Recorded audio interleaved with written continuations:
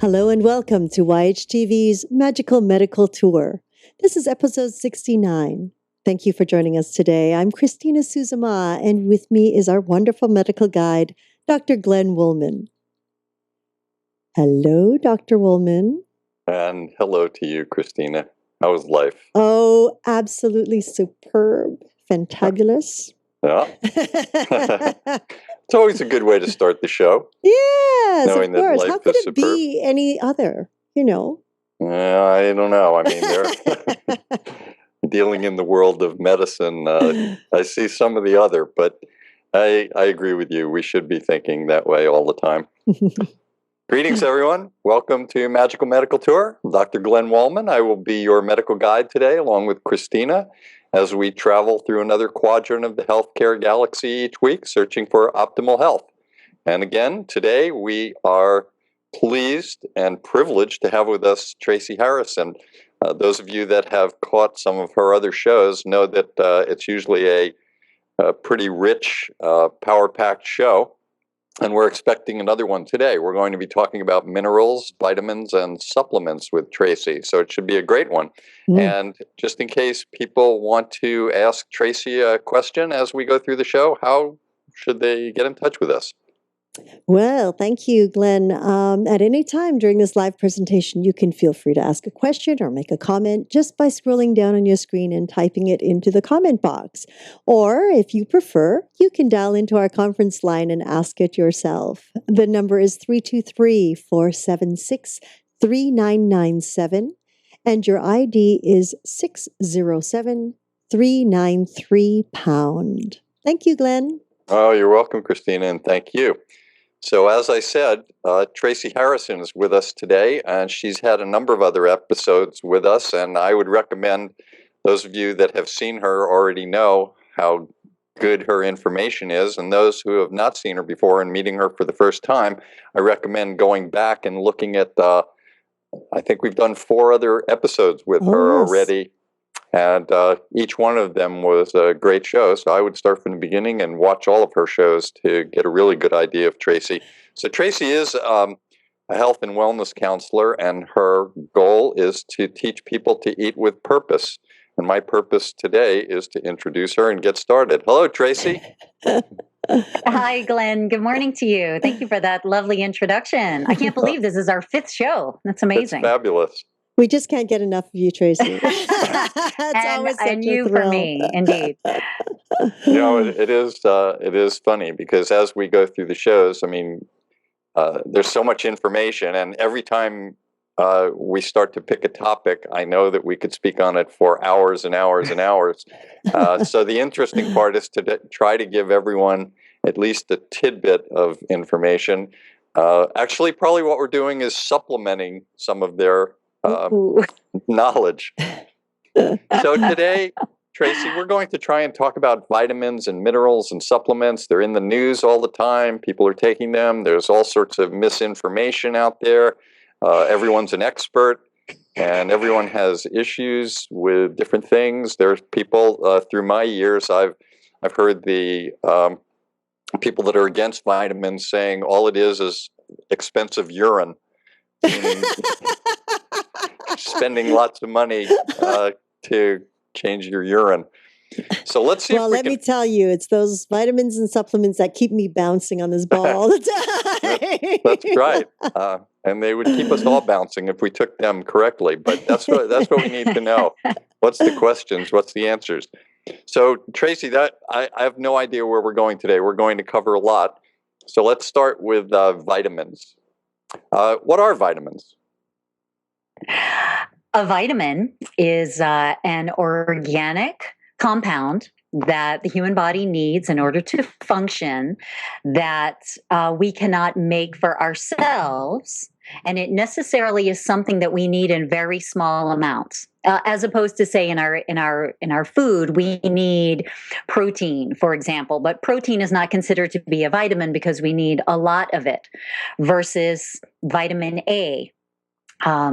Is a vitamin because we need small amounts of it. We can't make it, and therefore we have to get it externally. And to your point, that can either be via food or via some other supplemental type of regimen. So I think a few things that you've already brought up that are very interesting for me. One is small amounts, because I know people are always talking about, oh, if 500 milligrams of vitamin C is good, maybe 3,000 is really good, and that doesn't always work. But I think we would agree that under circumstances, if somebody was to eat a perfect diet and lived in a perfect environment, they may not need to take vitamin supplements. Would you agree with that? Absolutely. I think that would be wonderful. It's a great intention. If we could eat ideal food and live in an ideal environment, we certainly would not need supplements on an ongoing basis. The body would thrive and get absolutely everything it needed from food.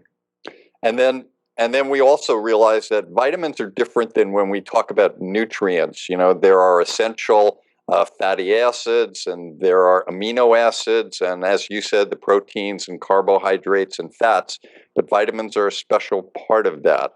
And so let's get into the process here of choosing vitamins. Who needs them, who doesn't need them, and how do we choose a vitamin? That's a great question. When most people think about taking a supplement, one of the first things they will think of is a multivitamin, thereby meaning usually a single pill that has several different vitamins in it. And if we eat a nice, healthy diet that is richly made up of plant foods, fruits, vegetables, legumes, whole grains, nuts, seeds, these types of things, we will get a lot of vitamins.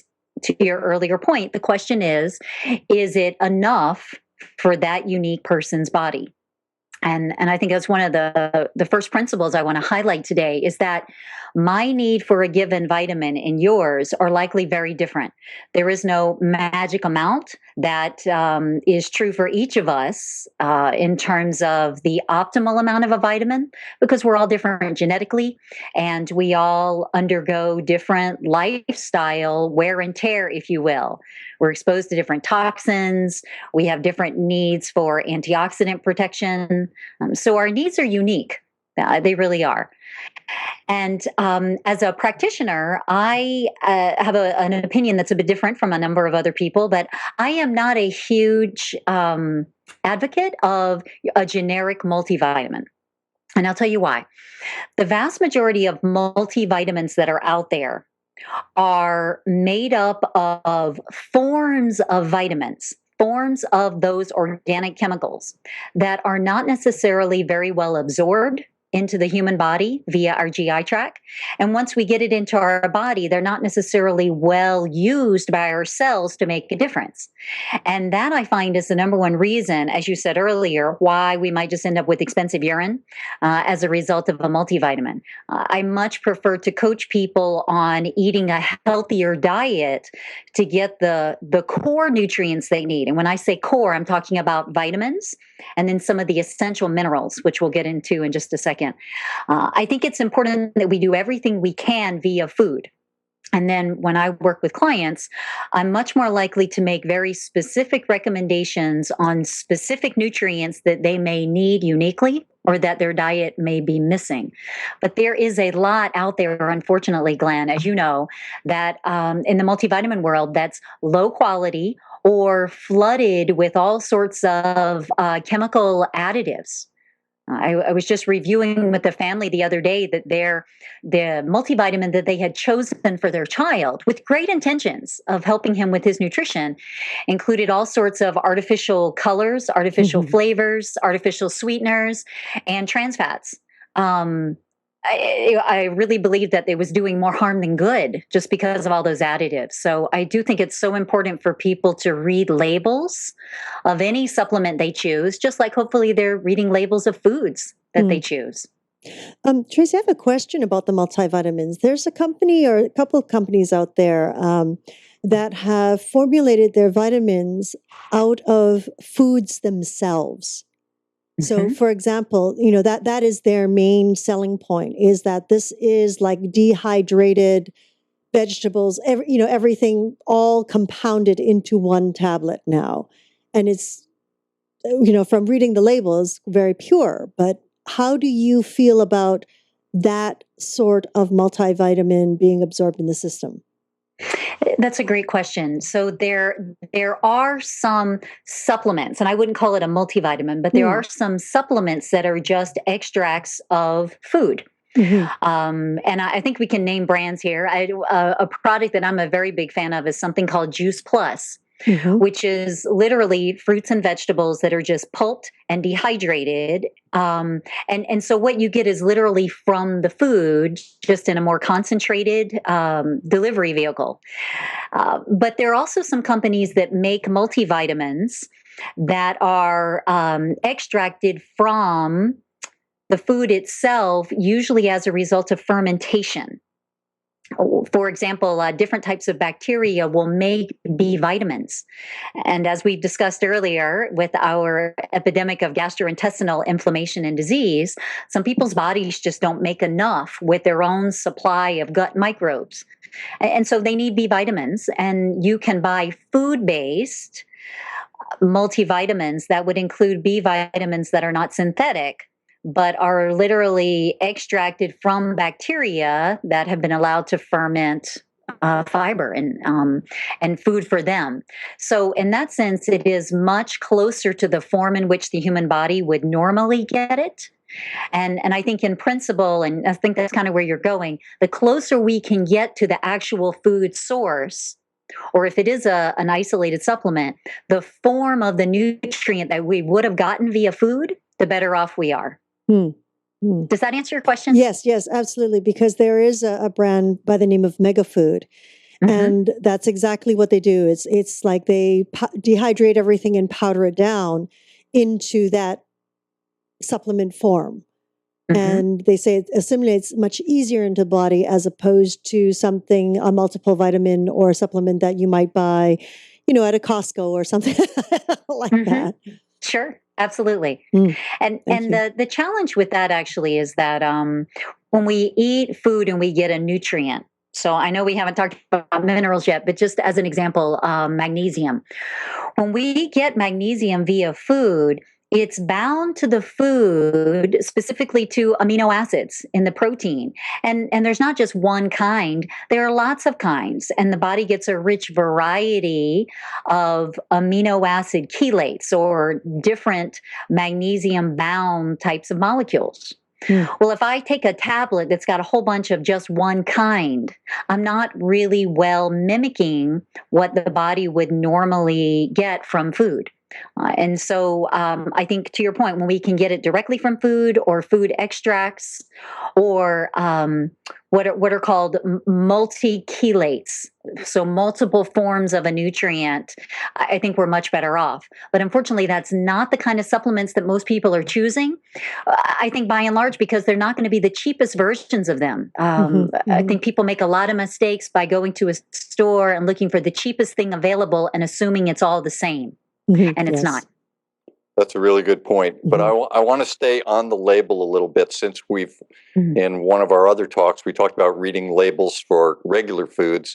What kind of things should we look for to recognize that says that this is a good vitamin and this is not a good vitamin? What kind of a couple of points that you could tell us to look for?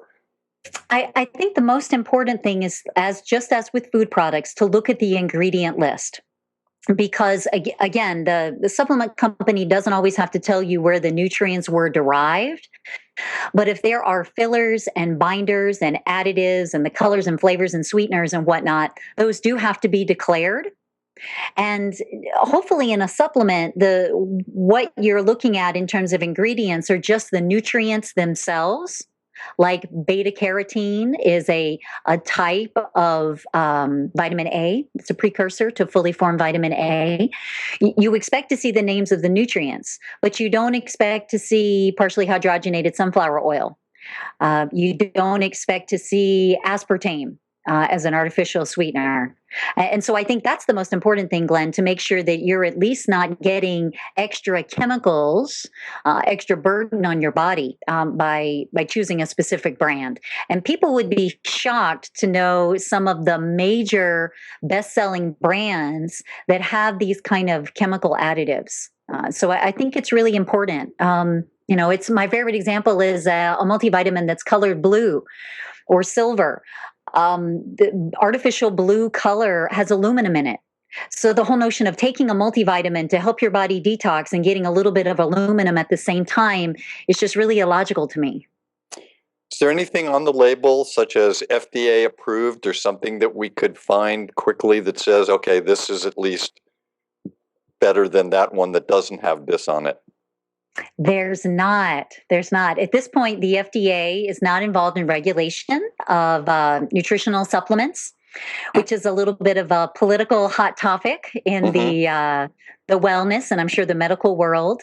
I think in America, in terms of basic freedoms, an awful lot of people value the right to manage their own health by purchasing the supplements that they intuitively feel like are good for them. And I think that piece is wonderful in terms of freedom and lack of regulation.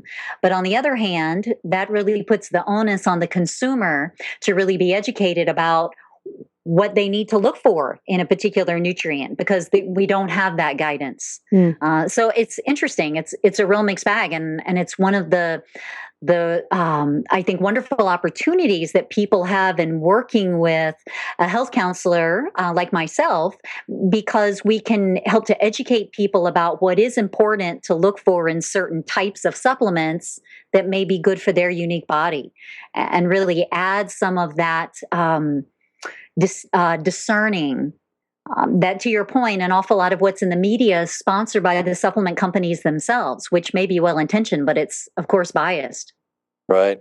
I want to ask you, since we talk about foods, if we ate all the perfect foods, most of the time when we have a food, we get it from a grocery store or farmer's market. And so there's a time from the time the food was picked, like a fruit or a vegetable or a green. And then after the time, then we do things with it. We steam it. Do we eat it raw? Do we cook it? What do those kind of things, time and preparation, do to the vitamins, minerals, and supplements in the foods? That's a great question. It's a real mixed bag. So if it is a food extract, then certainly you would want that to be processed as soon as possible after the food is picked and that extraction takes place. Oxidation, sustained exposure to oxygen or risk of exposure to moisture are two things that would definitely damage via oxidation any type of nutrient supplement. And in that sense, I do think it's wise to make sure you're looking at expiration dates. But again, an awful lot of what is out there in terms of vitamins in particular is unfortunately synthetic.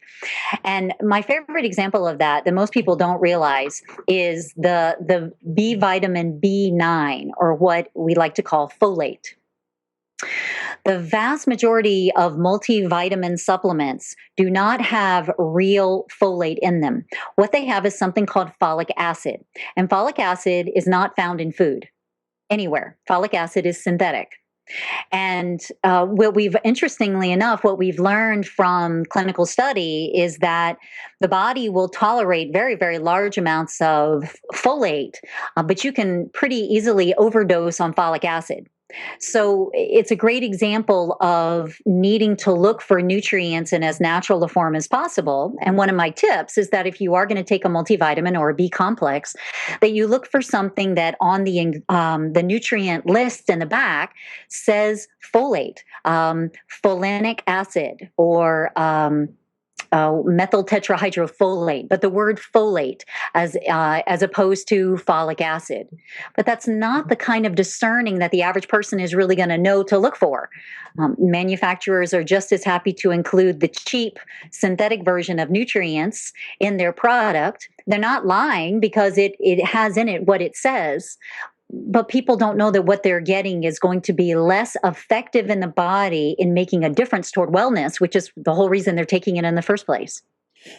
Since we're on the subject of like a B vitamin right now, and we're on the subject Please. of vitamins, can you give us a little insight on this vitamin B shots that people are taking? Shots like injections, or Yes. shots like the drinks? Injections. Okay. I mean, Um, I just learned about that last year and I was astonished. And I said, why? yeah. You know? Well, so that's a great example of a nutrient that I find a lot of my clients need, especially as folks age, and that is vitamin B12. When people are getting injections of B vitamins, what they're usually getting is vitamin B12, and that's because vitamin B12, when we consume it in our food, or for that matter, in a supplement, we're very dependent on having good, strong stomach acid. And for folks who may have listened to our earlier shows, we know that because of epidemic use of antacid medications or acid suppressing medications, we Americans in particular really struggle to have optimal amounts of stomach acid. And if you don't have enough stomach acid, you won't chemically modify the B12 in the stomach so that it can actually be absorbed into the intestines later on. And this is a great example of how you can consume all of it you want to. But if it's not bioavailable, if you can't absorb it through your intestines, it's just going to make, in this case, expensive poop.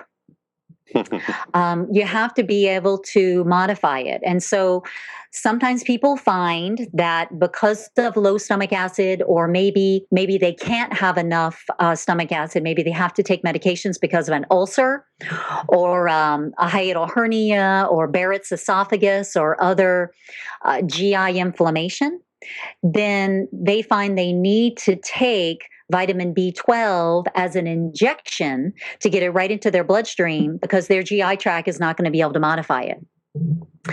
So it's a great question because I find a lot of people do need B12 because with suboptimal GI function, they're just not isolating it well enough from their food. And B12 is hugely necessary for energy generation in the body. It's also particularly important for nerve function. A lot of people who have neuropathy, especially diabetics, part of their challenge is they don't have optimal amounts of B12. Interesting, because I know the individuals I spoke to, and this is what baffled me. I mean, they were pretty athletic. Mm-hmm. And they said that, oh, they have these injections done several times. It's like a series that they would do once a month. And I'd say, wow, because it boosts their energy level. Yeah. And it's like, it's like a shot of caffeine, right?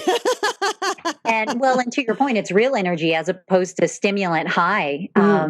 That's actually a great point. And Glenn, I know you and I've talked about this before, that there's a difference between not being deficient in a nutrient and having optimal amounts. And as we've discussed before, the recommended daily allowance of a nutrient like a vitamin C or a vitamin B12 was never intended to be the right amount for all of us to take in. It's not the target amount, it's not the optimal amount. It's actually the bare minimum amount that we need from a combination of our diet and supplements in order to not get a certain set of diseases that the US government really wants to make extinct. And so this is why the RDA, or the recommended daily allowance, which again is a real confusing or misleading name. The recommended daily allowance of vitamin C is so incredibly low because it's just the minimal amount that you need to not get scurvy. But not getting scurvy, the difference between not getting scurvy and living optimally is huge. That's a huge gap. And so we can't use the RDAs as targets for what our bodies need because they were never intended to be targets. It's the rock bottom bare minimum. And it's scary to think that in some cases people don't get that either. But it's not anywhere close to what we need in order to really thrive optimally and feel fantastic every day. Not getting scurvy. It's amazing. We don't even hear about scurvy in the media anymore because it's pretty hard to not get, a few dozen milligrams of vitamin C. So it's a great question. Let's talk about taking vitamins actually now, the actual act of taking a vitamin. Many people that take vitamins in the morning get that upset stomach or nausea, and usually I think that comes with the B vitamins. Is that an indicator of whether you have too much or too little acid? That's a great question. I find that the nutrient that most often causes nausea from a multivitamin is actually zinc. And that's just part of how it affects us in terms of stimulating some dysmotility in the stomach when we take it. Especially if people are taking it on an empty stomach. The vast majority of nutrients, especially vitamins and minerals, do need to be taken on a full stomach. And I don't mean before the meal, I mean in the middle of the meal or at the end. Because when you think about it, we're going to break up food and use stomach acid and digestive enzymes in order to help get the nutrients from the food. We need the same help to get the nutrients from the supplement. So it's very important to take a multivitamin in the middle of or at the end of a meal. But to your point, B vitamins can also cause some indigestion as well. But I find that zinc is the more common culprit, especially in a multivitamin. When I look at people and they take their vitamins, it's usually a handful, and it's the habit, the pattern of behavior of taking them in the morning. Should all vitamins be taken together, and should all vitamins be taking one dose in the morning? That's a And I great think question. let me even throw that out a little to open it up to a little bit of minerals also right now, because so many of the vitamins include minerals, or the multivitamins are included. So if you want to speak on vitamins and minerals, go for that.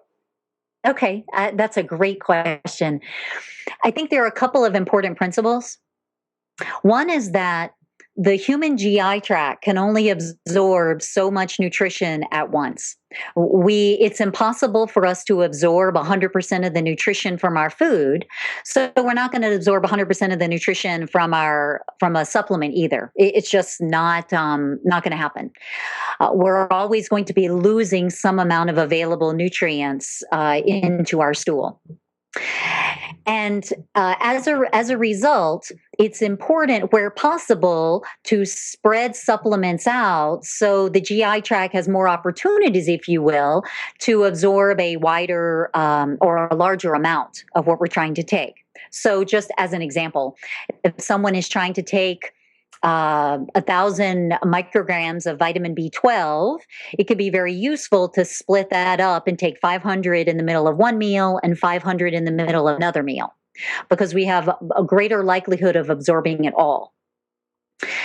And having said that, I definitely have colleagues who argue with me that it's better to take everything all at once, because biochemical processes usually have more than one nutrient as a cofactor. So, for example, energy generation is very dependent on vitamin B12, but it's also very dependent on the mineral magnesium. So, do you have to take all of that together? Theoretically, it would be nice if we could, but I find the much bigger limiter in terms of getting what we've invested in or what we swallowed is about absorption. So I do recommend divided doses of vitamins and minerals where possible. Certainly, I'm not talking about taking a multivitamin and trying to split it in half, but if there is something where the dosage you're taking is, say, 2 capsules, it makes a lot more sense for you to take one with one meal and the other with the other meal, so that you have opportunity for maximum absorption. Having said that, I do think we need to be cautious about the time of day for certain nutrients. I don't know if you want to get into that, but Go for it. okay. There are definitely some things that can keep people awake. I do not recommend taking a B complex or significant amounts of vitamin B12 at night, especially if you eat a later dinner, because sometimes people find that it works. They absorb it and they get jazzed up, and it can actually interfere with sleep, interfere with the winding down of the body, and release of more melatonin so that the body can really become ready for sleep. And I've actually had a few people respond that way. Not many, but a few people respond that way to omega 3s via fish oil as well. Not as common, but I do encourage people to experiment a little bit to make sure that what they're taking as supplements, perhaps with their evening meal, is not interrupting their sleep. If they do find they struggle with insomnia or too much wakefulness or trouble getting to sleep. When we spoke in some of our past talks about eating foods together or not together, specifically to either assist or prevent absorption. Are there any foods we shouldn't be eating when we're taking, say, a fat-soluble vitamin like A, D, E, or K, or a water-soluble vitamin like the others that we take? Are there things we should or should not be eating that assist or deter? The first thing you mentioned is very important. So, fat soluble vitamins, the phrase fat soluble indicates that because we absorb those nutrients in our GI tract as we would a fat. Normally, those vitamins, A, D, E, and K, are bound to fat, and so we absorb them into the lymph system. We're going to absorb those nutrients much better if we have a good portion of healthy fat in a meal. It doesn't mean we won't absorb them at all otherwise. We're just not going to absorb them as well.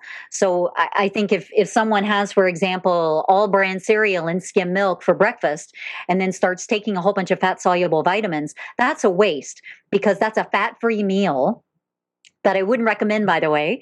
But if that is something that's being chosen for breakfast, the body's really going to struggle to absorb all of those fat soluble vitamins. And it is a waste at that point in terms of the investment.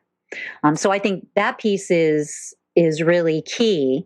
Another one that I think is worth mentioning is for individuals who have some level of anemia and they are taking an iron supplement, which I don't recommend for many people, by the way. Iron is a heavy metal that the body has to have. It's the primary mineral in hemoglobin, which is what transports oxygen throughout the body. So it's really necessary for healthy red blood cells. But optimal amounts of iron is really critical. Optimal amounts of every nutrient is critical, but it's particularly important for iron. And too much is not a good thing. So I really think people should be careful about taking iron just because, or as a preventive nutrient. I really think generally we get the iron that we need from our diets, and we can measure in lab work a marker called ferritin, which is the body's storage supply of iron. And that marker can really tell us whether our diet and our absorption gives sufficient iron. So I recommend people only take iron if they know they need it. Because it is something that can get out of hand and cause inflammation in the body. But calcium impairs iron absorption. And so there again, if people are taking a calcium supplement with breakfast, which is when a lot of Americans will choose to eat a dairy food, yogurt, milk, this type of thing, really not going to absorb much of that iron. And iron is already a poorly absorbed mineral, depending on the individual GI tract. Between 15 and 25% of the iron you consume is the maximum we can absorb. So we're already looking at a lower absorption rate. And if you pair that with a good dose of calcium or a calcium supplement, you're really going to impair the iron that you bring in. And that's important because, again, a lot of people are taking iron because of anemia, which is definitely something we need to focus on reversing for optimal functioning of the body. I would also like to add at that point that there's many different types of anemias. And so just if you hear the word, oh, I have anemia, I should take iron, that's not the right conclusion to make. You should work with your physician or healer or counselor to figure out what type of anemia you actually have and then make the determination as to how you should supplement and improve that. I wanted to talk about sometimes when a person takes vitamins, are there times that they should stop taking them? For example, if they're going to have a surgery or somebody that is on chemotherapy, any examples that you have where somebody normally taking a vitamin should stop taking it? That's a great question. First of all, I want to say I am a very big fan of vitamin holidays. It's not so much a reason, but I think in general we can get stuck in supplement ruts. I have met clients before who will walk in the door or email me a list of their supplements, and they're taking 15 or 20 things, and I start asking them why they're taking them or when they started taking them. And they read a book 22 years ago and it resonated with them. So they've been taking these exact same supplements every day for the past 22 years. that's probably not optimal anymore for that person because our needs for nutrients change over time. And so I recommend that people at a minimum, a couple of times a year, take a hiatus from their supplements for a couple of weeks. Now, this is assuming that you're not taking something that's very specifically addressing a life-threatening or a debilitating deficiency, but just where people are taking stuff that resonates with them or that is preventive in nature. I think it makes sense to give the body a break a couple of times a year, take a break from the supplements, and then be able to add them back one at a time and see how you feel. Sometimes people find that something that maybe made them feel great a couple of years ago when they started, now when they add it back, they don't feel better. They actually feel a little worse. And so I think that type of just beginner's mind, openness to change is really important. And again, this is another arena where a health coach and everybody's local community can really be helpful. But your point about surgery, I definitely want to focus on that for a second because people take a number of different types of supplements as anti-inflammatories. Because we discussed many times that chronic inflammation is at the root of an awful lot of the epidemic diseases in the US, which is true. Well, when you have surgery and you're going to need to heal, you need inflammation. And it's a great reminder of the fact that inflammation is not bad. It's part of the body's normal repair function and how the body handles wounds and injury.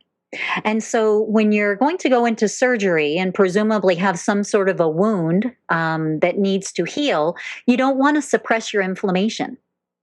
So when people are taking things like herbal anti-inflammatories, maybe like curcumin or bromelain or blends like Zyflamend. There's some really wonderful products out there, but they do suppress inflammation. And so I recommend people stop those kinds of supplements at least 10 days prior to surgery because you really want to get them out of your system. Fish oil is another one, or a flax oil, any type of omega-3s that people are taking supplementally. I recommend they also stop those about 10 days before, not only to prevent getting rid of too much of the inflammatory response, but also to avoid thinning blood. That's something that we know clinically. There's no disputing the fact that fish oil, especially EPA, that omega-3, helps to thin blood. Well, when you are having surgery and you need your wound to heal and you need your blood to clot, you don't actually want to thin your blood. And so anti-inflammatory agents, I think, are definitely something to stop. Anything that thins blood, any type of omega-3 supplement are the primary things I recommend people really stop a good 10 days prior to surgery. That's great advice. I really agree with all of that. Not that I don't agree with everything you say, but I think that those are great points. While we're talking, we keep using the word supplements and minerals. Do you want to talk about supplements and minerals just in a general statement for a few moments? Sure. So the human body has need for a few dozen minerals. In the environment, minerals are rocks. They're inorganic substances that we need as cofactors for a huge number of biochemical reactions in the body. Magnesium alone is involved in over 300 different biochemical reactions. And a short list of those minerals, it's argued the exact number, but I think most nutritionists and dietitians would agree it's about 8. A few would say 10, but 8 of those minerals are essential, meaning we have to have them because we need them in significant amounts and they drive a huge proportion of chemical reactions. These are things like calcium and potassium and magnesium and sodium. And then there are things that we need in trace amounts. And I think actually medical science is just beginning to uncover the full list of those items and what those minerals do in the body. Things that are needed in much, much smaller amounts, like vanadium or boron. We know that boron is really critical for helping bone matrix to be nice and robust and to keep bones both the right combination of strong but also flexible. But we don't need huge amounts of it. And so, again, we ideally, as you said in the beginning, should be getting both essential and trace or non essential minerals sufficiently from our food. But because we don't tend to eat as much food that was actually grown in the ground where the minerals come from, and also because unfortunately we're finding that food has fewer and fewer minerals in it due to topsoil erosion and overusage of soil. We literally have in some cases 20% of the minerals in a piece of vegetable in comparison now to what maybe was available in the 1950s or the 1960s. So food is less nutritious now, even all things, the same. 8 ounces of broccoli then, 8 ounces of broccoli now. We don't get as much nutrition, but we especially don't get as much minerals from food now as we did then. And so I find that's an area in particular where folks tend to be deficient. I was watching a headline last week about how they're now able to produce meat chemically, essentially, and genetically. I'm wondering if as things go with our soil erosion and lack of the nutrients in food, we're eventually just going to be a society that does take a pill of some kind rather than eating food. But that could be another topic. Oh, indeed. Wow. You'll have to send me a link on that one. That's fake meat. It's not actually fake. It's almost, I don't remember all of the detail now, but it's almost like a stem cell where they have now taken meat. They did this. There was something in London. I think the piece of meat, the hamburger, cost $100,000 or a few $100,000 just to taste it. But I think but they were talking about the direction where that was going to go, where once we can do something like that and produce meat like that, if it turns out to be a healthy process, then that means we don't have to have the cattle being held in pens all the time and being fed antivirals and cocktails and steroids and antibiotics and things like that, and we won't be producing the methane. So there's a lot of interesting parts to that, and that wouldn't be considered genetically modified? Well, do you think? I don't know. Everything we do is genetically being modified now, just about. Actually, Glenn, if you don't mind, a point just came to mind for me based on what you said.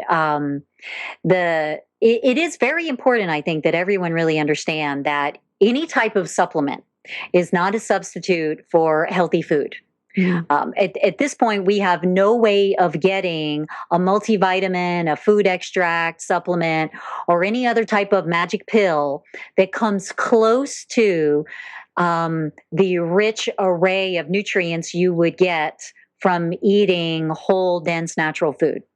Right. We just an can't do that orange yet. Is not vitamin C, or vitamin C is not an orange. Absolutely. Now, it's much better to take the supplement than to be deficient, right? So it's sort of the next best thing. But I think it's important because I certainly find in my own community, I get newsletter readers sending in these kinds of questions. They want to know, if I don't really like vegetables, is it okay if I just take a multivitamin instead?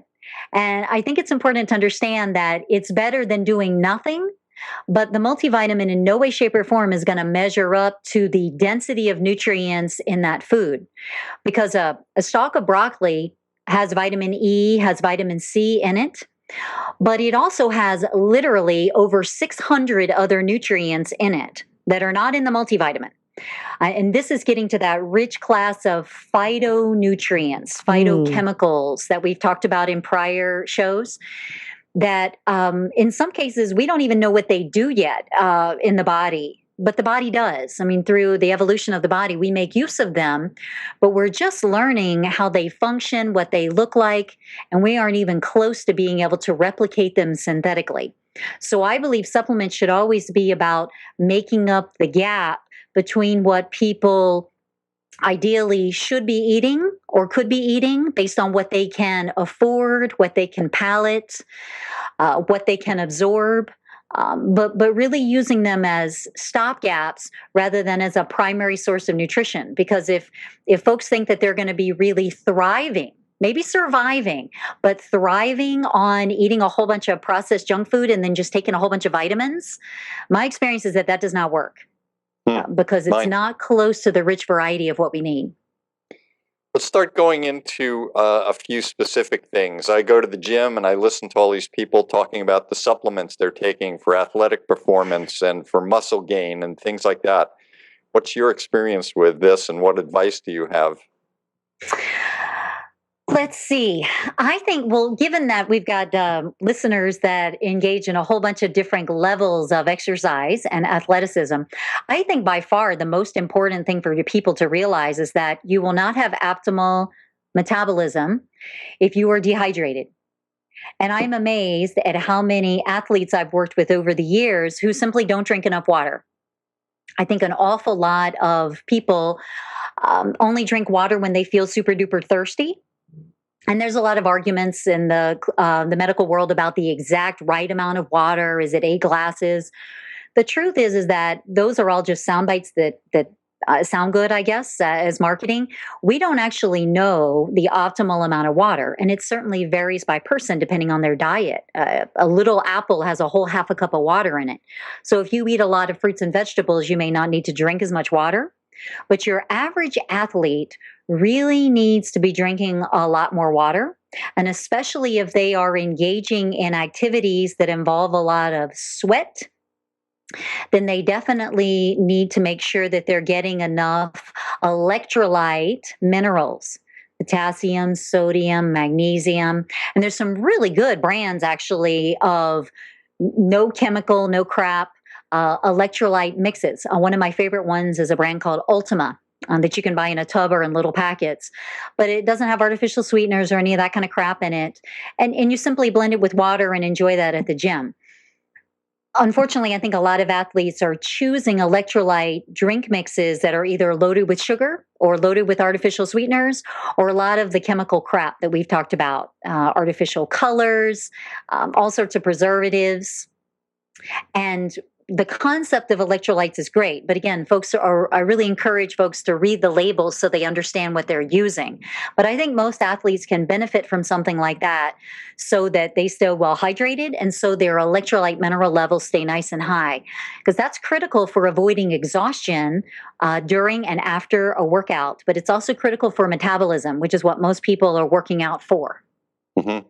What about muscle gain? People taking all these supplements, high dose proteins, and a number of creatine and. That's a great question. And I think the factual answer is it depends on the person. I certainly have seen my fair share of athletes that are consuming way too much protein. And there is an optimal amount in terms of supporting fat burning in the body. If the goal, especially as a bodybuilder, is to minimize body fat, I actually find the most useful supplement for that is an amino acid called carnitine, or sold as L-carnitine. In our muscles, we have little energy factories called mitochondria. And that's where we actually get energy production. And the mitochondria in the body will burn sugars for fuel, which is certainly what it's burning for most Americans because we have so much sugar and carbohydrates in our diet. But mitochondria are also very happy to burn fat, stored body fat for fuel, but it has to have the right cofactors to be able to do that. And carnitine in the mitochondria operates something called the carnitine shuttle that literally transports fat from outside of the mitochondria into the mitochondria so that it can actually be burned for fuel. And so taking additional L-carnitine in order to support using fat for energy production is something I find a lot of people can benefit from. I don't recommend taking huge amounts of it, despite a lot of media hype about some extremely small sample size studies that were done last year. Carnitine has been studied pretty heavily in terms of improving heart muscle strength.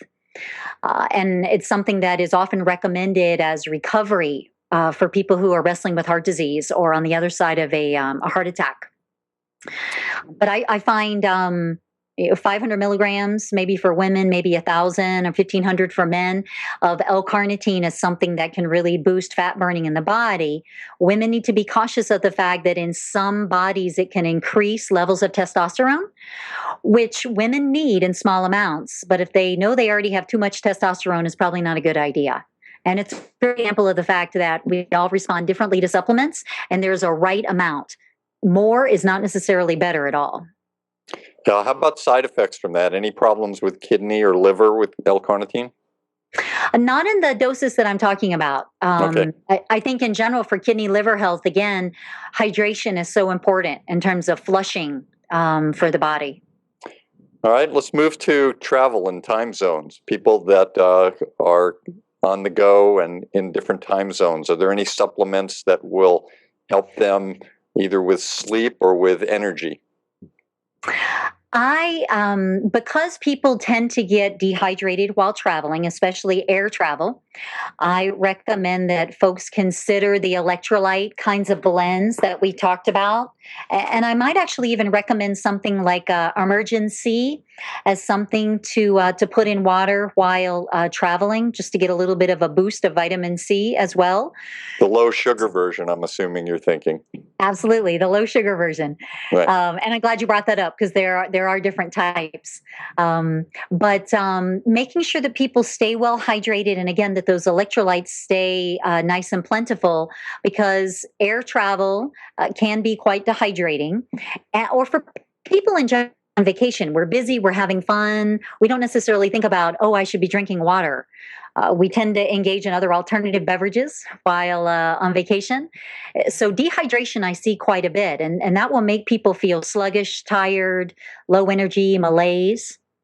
But I'm also a very big advocate of melatonin to help people who are traveling across time zones.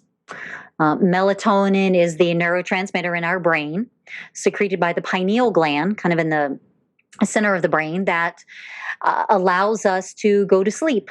Our levels should start to increase in the later evening and then really peak in the middle of the night. But obviously, your body's circadian rhythm is responding to your home time zone, and you can take small amounts of melatonin to help get you on track with the new time zone by taking melatonin about a half an hour before you would like to be asleep, in order to help you get on track. And I find this has actually been studied as well, but I find it really helps people to get synced up with the new time zone much more rapidly and with less fatigue, less insomnia than they would otherwise.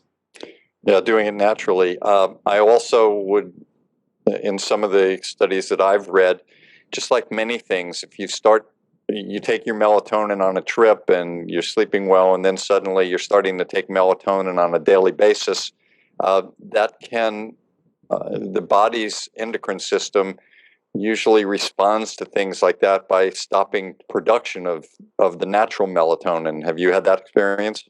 Absolutely. Absolutely. And it's one of the reasons why I recommend people not take more melatonin than they need. I have people showing up saying, oh, I'm taking 5 or 10 milligrams of melatonin. My experience is that for travel purposes, the vast majority of people don't need more than 1 milligram in order to help them make the transition. And then to your point, I encourage them to start weaning off of that as soon as they can when they get back, understanding that they may have a couple of rough nights. But I think like anything else that mucks with hormones or neurotransmitters, we have a lot of medications that do that, but there are definitely supplements that can do that as well. The brain chemistry starts to change in response to that after several weeks' use. So I think that's a great point. Use it while you need it, and then come off of it so that we retain it as a tool, right? If we become dependent on it, then it's no longer a travel tool anymore. It's just I need to sleep tool. And I think that's true of anything that's replacing something that the body would normally make itself, like hormones or neurotransmitters. It's a great point. There's so many topics that I want to talk about today: probiotics and digestive enzymes, stress and anxiety, CoQ10. but I think I want to maybe do a whole show on stress and anxiety, and maybe some parts of probiotics. What are your thoughts on CoQ10? Coenzyme Q10. Yeah, coenzyme Q10. So that is something that the body makes primarily in the liver. And it also is an essential nutrient needed in the mitochondria of all of our cells. And it's important for people to remember that muscle cells have many, many times more mitochondria than other cells. And that makes sense because muscles need to do a lot of work. And so they need a lot of the little energy factories. And we need CoQ10 in order to help those muscle cells to make a lot of energy. It's not that the body won't survive with suboptimal amounts of CoQ10. We're just not necessarily going to thrive. And CoQ10 is in the media quite a bit these days, primarily because of the invention of statin medications. Statin drugs, which are usually prescribed for high levels of cholesterol, they work in the body because they're anti-inflammatory. And one of the side effects that they have is lowering cholesterol. But statins really work because they're anti-inflammatories. But one of the vehicles by which statins work is impairing the chemical pathway in the liver that makes CoQ10, because it's the same pathway that makes cholesterol. And so by virtue of trying to help reduce one pathway, we end up reducing a whole bunch of them. And people can end up with some pretty debilitating symptoms as a result of having insufficient amounts of CoQ10 because of their medications. And aging also. Absolutely. You took the words right out of my mouth. And we also just make less as we age. There are a number of things like that where the body makes nutrients where we tend to make less. Melatonin is another example, right? As we age, we make less melatonin. But CoQ10, I think, is really critical for optimal muscle function. And what's arguably the most important muscle in the body? The heart. And so it's important, I find, that for anyone using a statin drug, that they be supplementing with additional CoQ10 to make sure that the cells in their body aren't suffering from lack of CoQ10 because of the medication's actions. It's interesting. I think 20, 25 years ago, hardly anyone had heard of CoQ10, but today it's in the media quite a bit. But it's like anything else, you want to make sure that you're taking one that doesn't bring a whole bunch of crap along with it in the ingredients, and that you really know what you're getting. And as I said before, unfortunately, the cheaper brands tend to be where you see a lot of crap. So people really would do well to read and try to understand what they're choosing.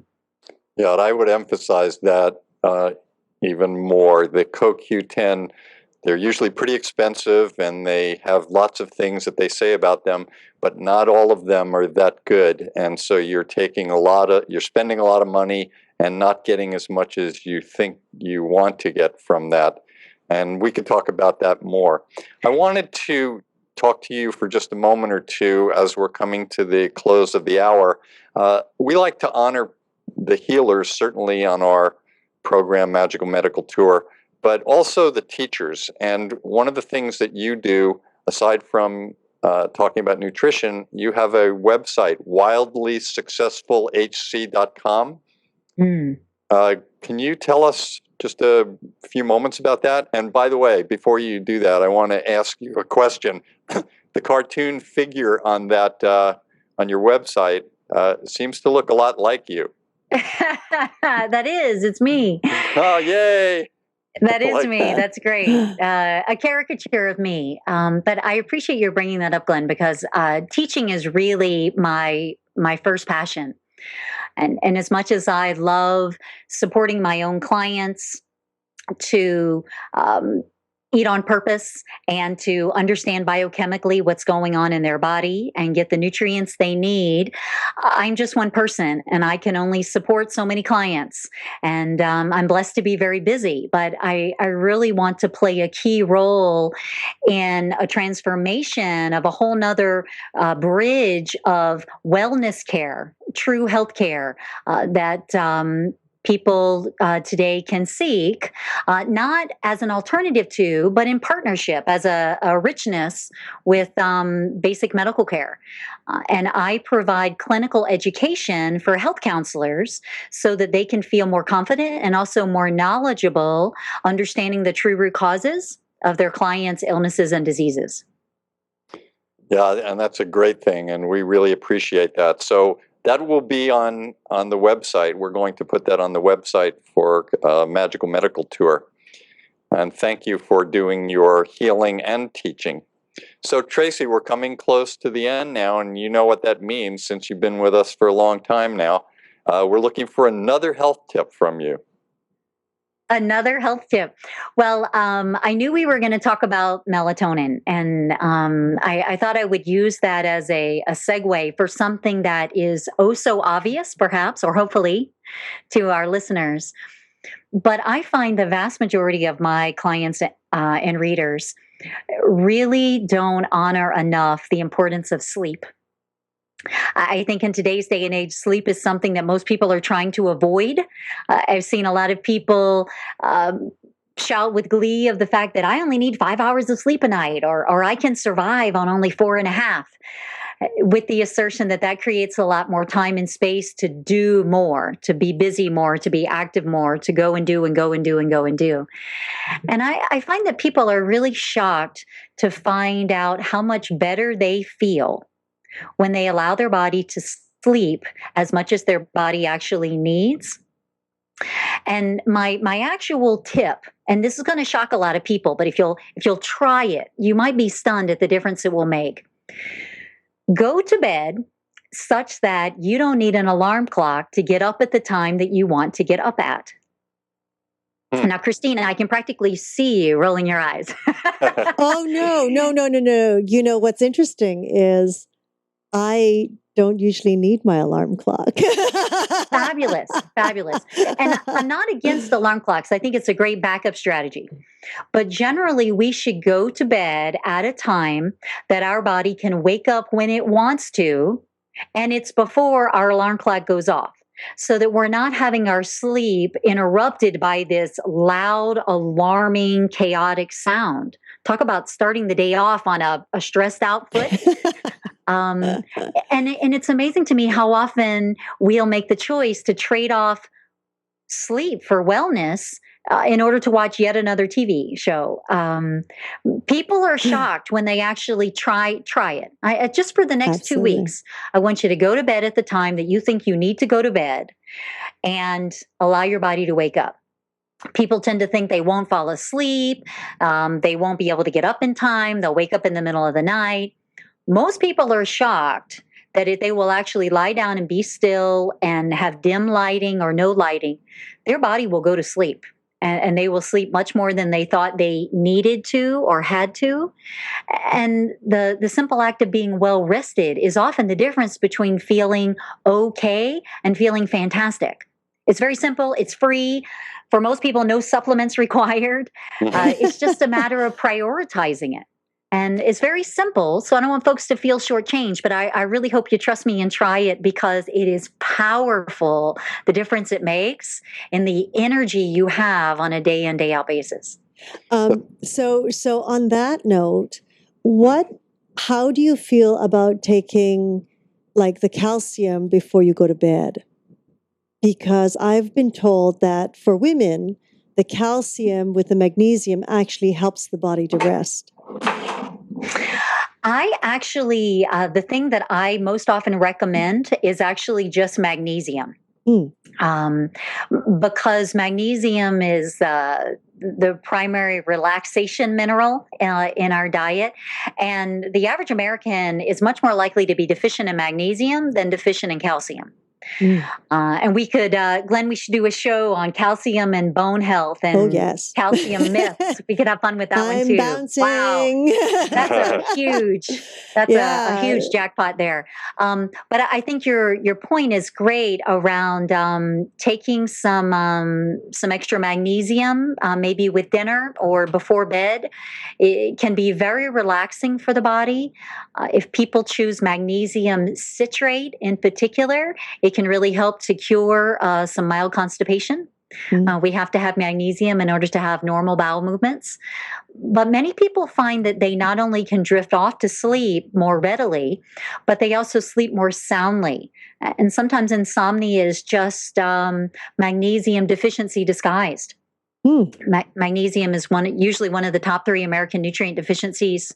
A study a few years back found that up to 2/3 of Americans have insufficient magnesium. So pretty common nutrient gap in our diet, again, because there's less of it in our food. So there's a little tip for you there. I'm a big fan of magnesium. Yay. We're on Magical Medical Tour. We're a big fan of sleep. And we actually we actually did 2 episodes with a sleep specialist, Dr. Andrew Binder, episodes number 16 and episode number 24. So I would recommend that people look at that. He talked about, one of the things that he spoke about was it's not as important in terms of regulating your sleep as the time you go to bed, but the time that you wake up, that you should always wake up at the same time. But anyway, episode 16 and 24 with Dr. Binder. Christina, any final thoughts? Tracy, any final thoughts? Yes, well, actually, I would like to read a comment that came through for both of you. Glenn and Tracy, thank you so much for all this wonderful information that you've made so accessible. I've truly been enjoying your series of shows. I find the supplement aisle to be a little overwhelming. Thank you for giving me a platform to start from. Oh, great. Awesome. Thanks. Fantastic. I'll thank my sister for that. No, that's great. We really do try to help people on this show and give them great advice. And Tracy's been one of those people that's really done a magnificent job with us. So thank you, Tracy. And I would like to thank our audience and everyone that's continuing to join us on Magical Medical Tour. Thanking all of my healers and all of my teachers as they've allowed me on my journey. And until next week, I would like to say thank you, Tracy, for all of your great work with us and with all of the people that you do help, including the people that you're teaching how to help others. That's so great. Until next week, I wish you all optimal health. Absolutely. Thanks, Glenn. It was a lot of fun. Thank you so much, Tracy, for another wonderful show. And to you as well, Dr. Glenn Woolman and Segovia Smith and the Yoga Hub team for making it all possible for us. And of course, we would like to thank each and every one of you for joining us in this new platform of education and information. We're always grateful for your continuous support and look forward to hearing your feedback on how we can serve you better. Please join us live on Tuesdays for Magical Medical Tour at 10:30 a.m. Pacific, 1:30 Eastern. Wednesdays for Trinity of Life at 11 a.m. Pacific, 2 p.m. Eastern, followed every other week with Flowing into Awareness with Anatara. You can also contact Dr. Glenn Woolman by following him on Twitter at Glenn Woolman, and of course through his own website, glennwoolman.com, where you can learn about his Metaphor Square Breath. And again, may I remind you to follow Tracy Harrison at wildlysuccessfulhc.com. Again, we are always grateful for any feedback. Give us a call at 818-LETS-TALK. 818-LETS-TALK. Until next time, namaste.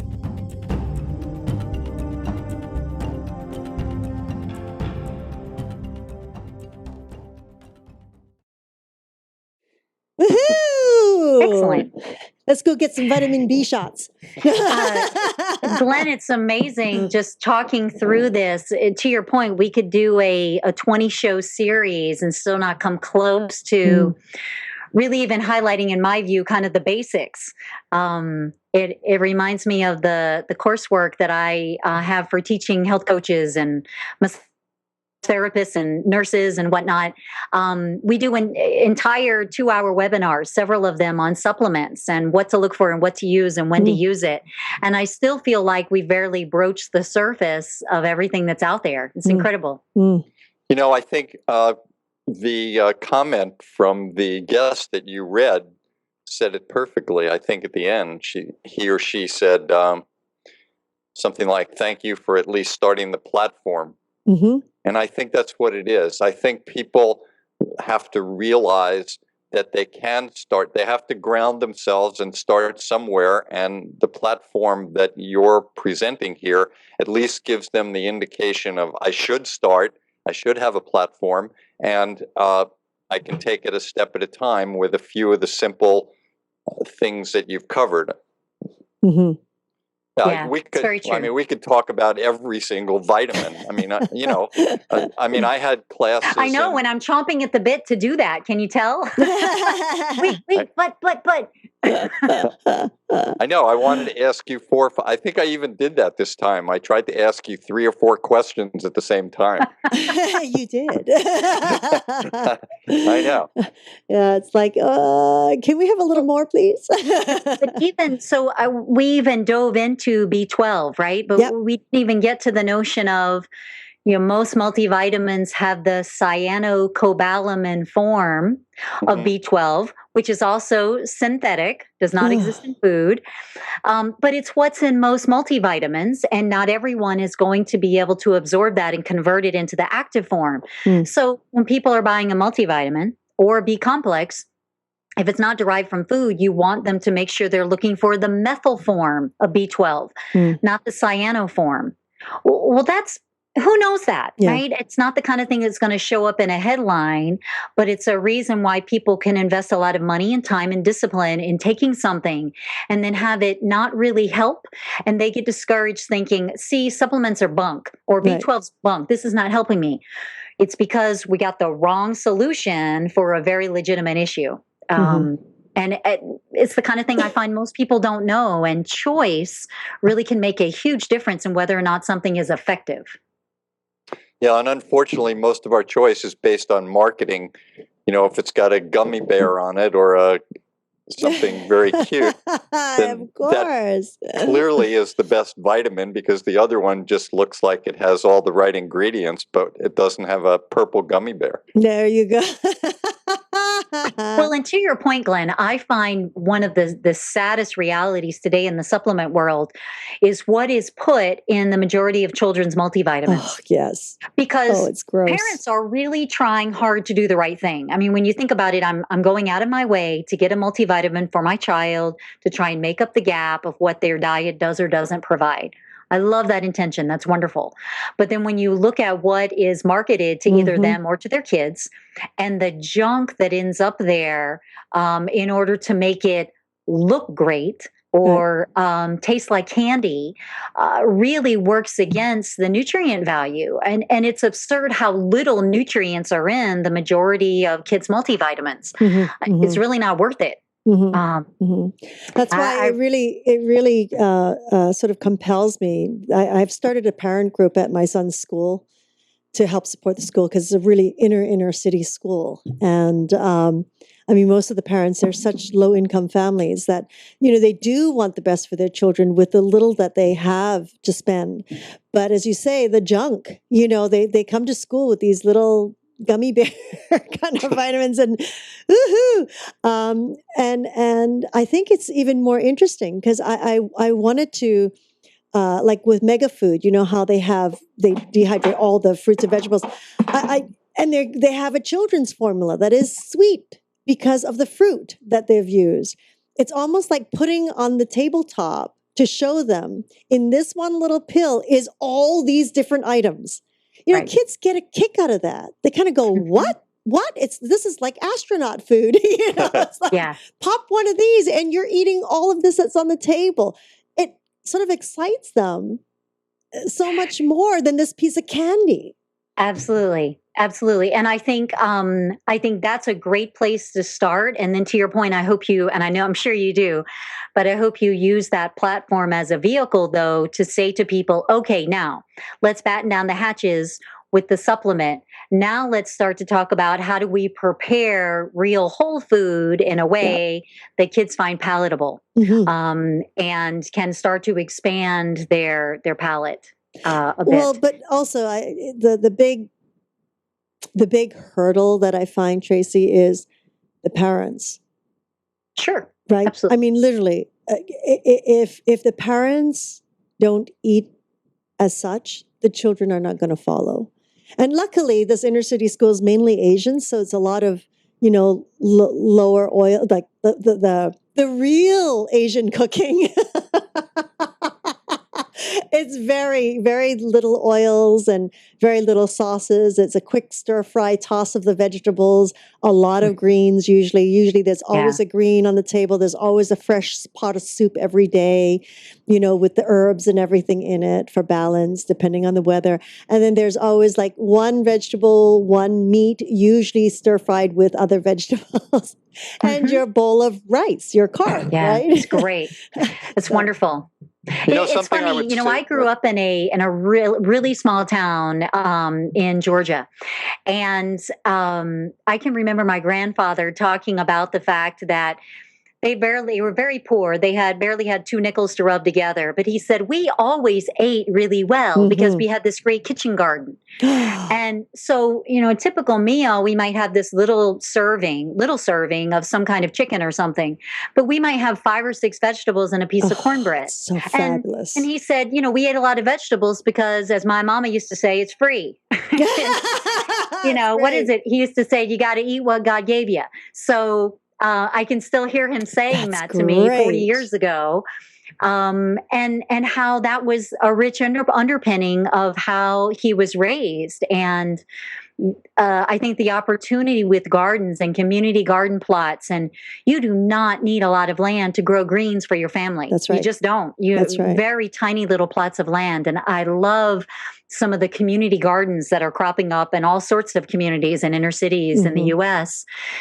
To empower not just children around the education, around where food comes from, but to try and grow some of what they need to have a nutrient-dense diet, particularly things that are very expensive in the store that'll grow like wildfire, even in marginal soil.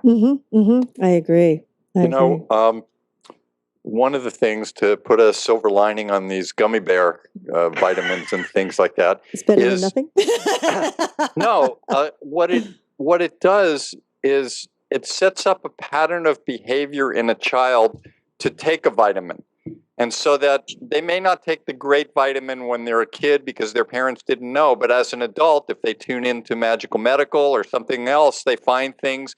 They're still used to taking the vitamin, and now they go out and search and take a better vitamin. So I think the concept sometimes, even if it's not a good vitamin, you start the kid on a concept of thinking about the nutrition and supplements and everything like that. But then, I know that happened with me. My parents had me on vitamins when I was little, and I've continued it always. And as I get smarter and learn more, I'm still taking them, but I try to take You're better still ones. taking your gummy bears. Well, but I take them in the afternoon. I don't take them first thing in the morning. That's for my extra boost before I go to the gym. Glenn, I think that's an excellent point, especially if it comes along with some real education from the parents around nutrients and why nutrients are important. I think it does start the learning of why it's not just, just because you can chew it and swallow it and it tastes reasonable does not make it nutritious, obviously. Right. And kids, unless it's a palpable part of childhood education, primarily from parents, kids can miss that entire message. Right. Have you absolutely. seen these? I know we have them out in California, and we're seeing them at the garden shows and the home shows and things like that. But there's this tower that people are using now. It's got a base to it, which has water in it and things like that. And the tower goes up maybe 5, 6, 7, or 8 feet, and people are growing their greens and a number of other things in this tower. So you could have it if you only had a little balcony and you lived in an apartment in New York. You could be growing your own kale and growing your own spinach and right on this tower. It's hydroponic, so it's not the earth, but it's certainly something that would afford people to have these things even if they don't have access to that garden. So you see, that is a whole show in itself, because I see at our wonderful farmers markets the difference between the hydroponic and the ones that are grown in the earth.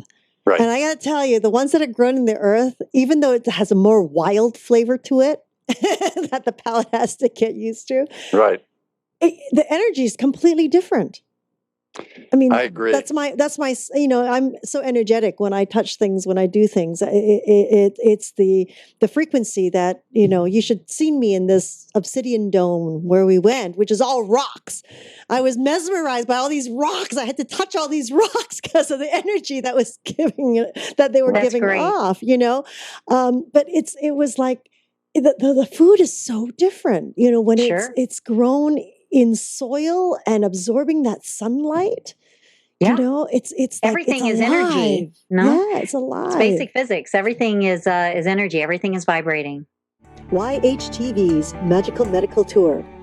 Come join Dr. Glenn Woolman and Christina Suzama as they journey through the healthcare galaxy, interviewing doctors, healthcare practitioners in the attempt to share ways to achieve optimal health. Join us on yogahub.tv every Tuesday at 10:30 a.m. Pacific, 1:30 p.m. Eastern.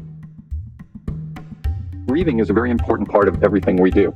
And in the Wallman metaphor square breath, if you can imagine or see the picture of a square, in the bottom left-hand corner is an A, and then up in the left-hand corner is B, then over is C, and then at the bottom right is D. This is the metaphor square breath. If you think about it, when a person is born, the first thing that they do in life that declares that they're an individual is to take a deep breath, and that's inspiration, and we make that inspirational.